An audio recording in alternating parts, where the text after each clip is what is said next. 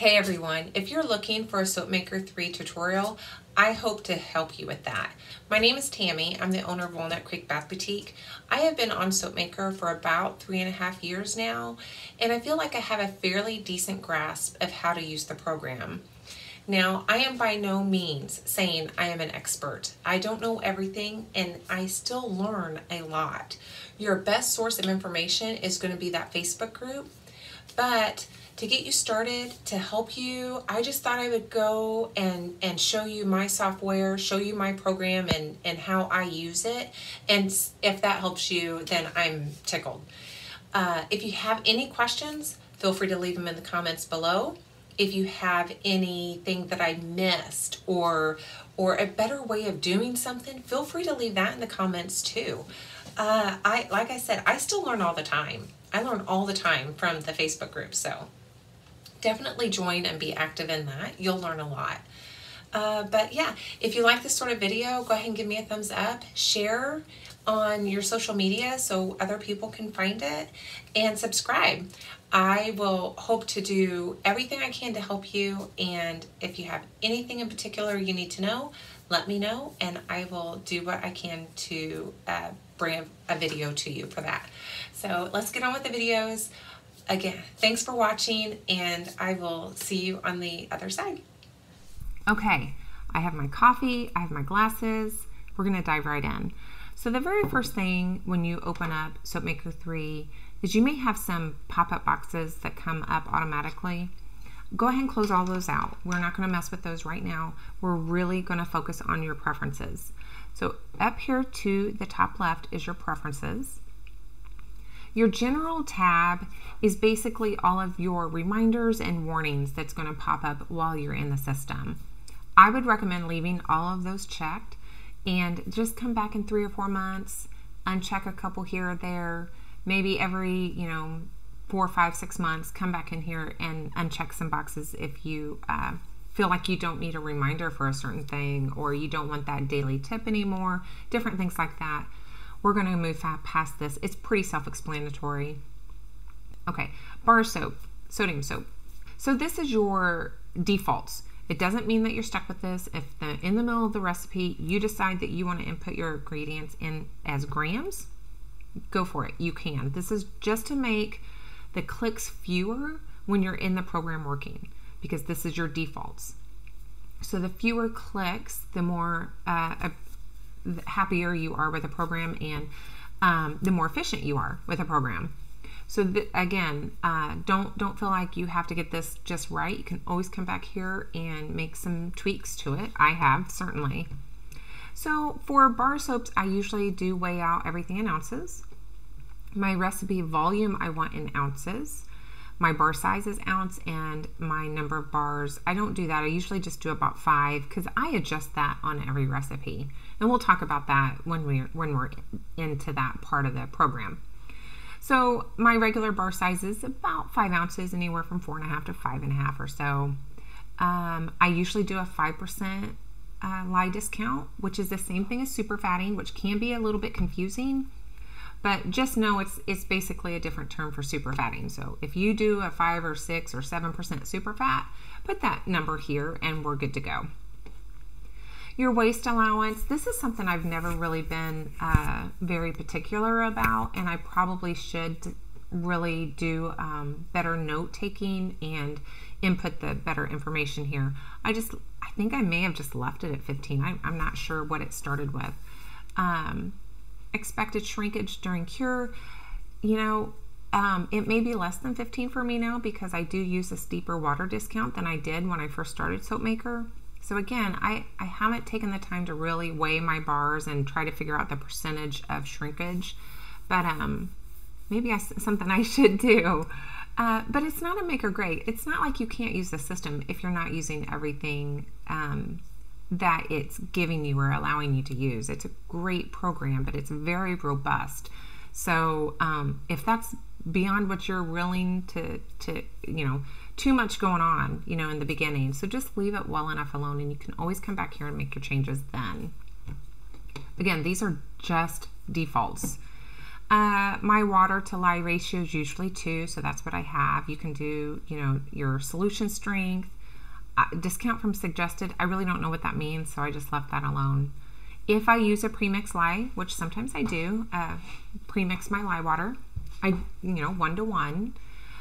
Your number of, so this maximum number of area, this is the number of line items that the recipe box is going to allow you to put. I have had a problem where I was doing a lotion and I ran out of lines. It wouldn't let me finish my ingredients because my numbers were small. So I just came in here, made my numbers quite a bit larger than they'll probably ever be. And then I never had to leave a recipe to come in here and change it and then go back to the recipe. But it does make that scroll bar on your recipe pretty long too. So, you know, just within reason, I guess. You can default, because the program will tell you how much fragrance oil you should put into your batch of soap, which is really nice. You don't have to think about it, but it goes by like 5% of base oils. It goes by 1 ounce per pound of oils, grams per kilogram. So all of that good. I usually set mine at 5%. You can make this number anything, and then this is your per pound of oil or of base oil weight. So sometimes I have to go down, sometimes I'll go up, but most of the time I stick with that 5%. It's for safe. Sample size is just 1 ounce. I just threw 1 ounce in there for everything, and I haven't ever changed it. It'll kind of give you an idea of your ingredient cost per ounce of that weight of your recipe. And we'll go over that again when we're in that portion of the software program. So potassium soap and combined lye soap are pretty much the same as sodium soap. You put your default units for what you do as far as weights. My normal liquid soap is 8 ounces. Again, there's no shrinkage during cure. Expected water loss. This is a cooked product, so I would expect some water loss in this. I don't have any kind of water discount or anything. I don't honestly use Soapmaker for my liquid soaps recipes. I usually use a different program, and then I just input those numbers in to make it work in Soapmaker. So honestly, I'm not very good at the whole liquid soap formulation in Soapmaker, so I would not go by what I'm saying for by any means. Back to the sodium soap. Let's see. Oh, so if you're doing a if you're doing a hot process soap, you would expect some water loss during processing. So that's what that number is for, and that would be for hot process soap. Combined lye, again, same as the other. Everything's the same. Get your defaults in here. A non-soap, so this, for me, anything... Okay, sorry about that. Okay, so for non-soap, I put everything in grams. So my ingredient inputs are in grams, but my recipe volume, I still like to do the ounces. My portion sizes are in ounces. And since I never know what I'm making, it could be a lip balm, it could be an 8 ounce lotion, it could be a 4 ounce face cream, whatever I'm making, I mean, my regular portion size is all over the place. So I just leave this at 1 and I don't really mess with it. I just use that. I do that on the recipe part. I give myself a little bit of a waste allowance. There's always going to be some ingredients left on the bowls or the utensils, and 2% might be a little bit high, but again, you can always change this inside the recipe. All right, and here's where my ingredients, I had to go all the way up to 25. I don't think I ever hit 25, but I think I did hit, I think I had it at 15, and I had like 17 ingredients to put in. So anyway, I had to leave that recipe, come back in here, change this, and then go back into my recipe. So just make them high. I probably have gone a little overboard on some of them. A packaging item on the bar soap was 18. One, maybe two. So anyway, that's the first step. Get your preferences done. And then when we come back, we will talk about inputting all of your stock ingredients on hand. So I will see you guys in the next video. Hey everyone, I'm back really quickly. When I was editing this video, I realized I didn't talk about the last two tabs on the preferences tab. So I want to bring up preferences and just touch on them very quickly. Second to the last is blends. And again, it's the same as all the other tabs. These are just defaults. We can go over blends later, but so yeah, just whatever you would normally, ounces, grams, pounds, whatever you would normally do your weights in, put those here. Then in production and taxes, this is one that I really don't feel qualified to guide you in any way, shape, or form. Really quickly though, you have your default tax group. I live in Indiana. I have 7% sales tax, and I do it as a cost. Now, a credit, if I'm not mistaken, is if you are able to claim a credit on certain taxes that you pay out. So if you buy products and you're able to claim a credit on those taxes, that's always over my head. I've always skipped that. And I can't help you with that because I never do that. I never claim any kind of credit for my taxes paid unless my tax guy does it and I'm kind of completely unaware of it. I do have this reminder to remind me to print off my tax summary report, because that tax summary report is a living report. It's a real-time report. So before you make any sales or purchases in Soapmaker, before you do anything in there, you need to print off like 2020's tax summary report for your tax person. Because if you make a sale or you make a purchase, it's going to tweak those numbers and it won't be accurate for the previous year. So just know that. I always keep this little reminder.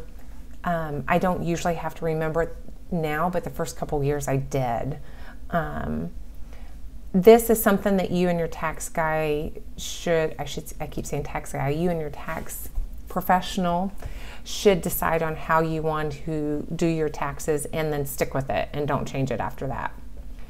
Now, the product price categories is if you are wanting to have different prices for a different setting. So if you are in a consignment shop of sorts and you charge a little bit differently for those products as opposed to maybe a craft show, then that's where these price categories come in.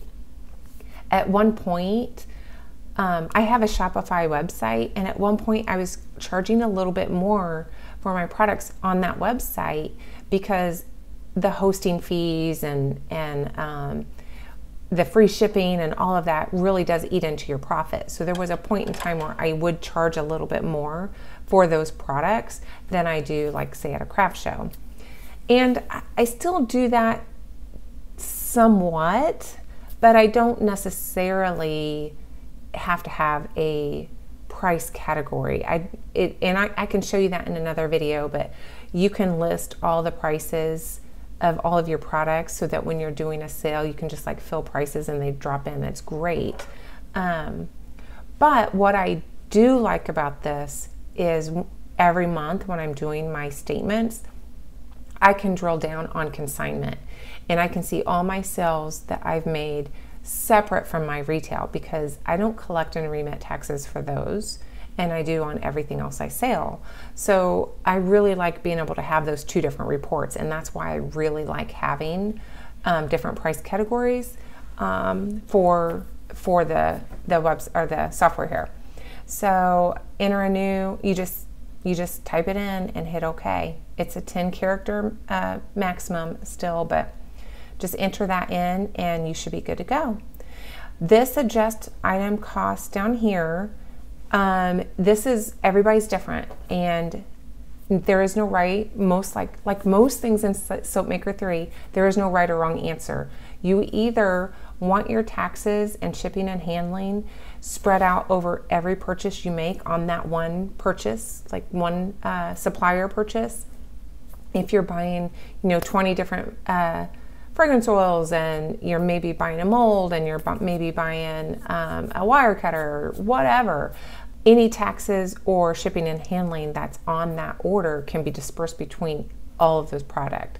That's how I like to have it set up, even though sometimes your shipping and handling can be a lot more because you ordered a 50-pound box of wax. So that 50-pound box of wax is jumping your shipping and handling charge up a lot, and that charge is still going through all of your products that you purchased. So there's ways around that I'm not interested in messing with. I'm just keeping this as just adjust it through all of the products that I buy, and I'm leaving it as that. This affects when you enter a recipe, it's going to tell you how much that whole recipe cost, and it's also going to tell you how much each individual portion costs. So I like knowing each individual portion. I look at that. I don't really look at the whole recipe cost so much, but that each bar of soap, how much is each bar of soap or each wax melt costing me to produce? Not adding this will reduce that a little bit. You're still getting your tax credit for it, or you're still getting that as an expense on your tax summary report. It's just not dispersed between all of your purchased items on that one purchase order. So really, it's up to you how you want to do it. Like I said, no right or wrong way of doing it. But I just wanted to come on here really quickly at the end of this video, tack this on at the end, and go over these last two tabs. So I'm all done. So I will see you guys in the next video. So if you like this video or you found it helpful, please consider subscribing to my channel and hitting that notification bell so you know when I upload a new video. Let me know in the comments if you have anything that I missed, or that you found that maybe I didn't know, because I'm still learning too on the Soapmaker program. It's a wonderful program, and I learn something probably once a month. I learn something new. So not an expert at all, but I'm here to help. So if you have any questions, anything you want me to go through, anything on this topic that I didn't hit, let me know, and I can maybe add to it in another video, or in a while I can always update these videos with more information that is more pertinent to you. So thanks for watching, and I'll catch you in the next episode.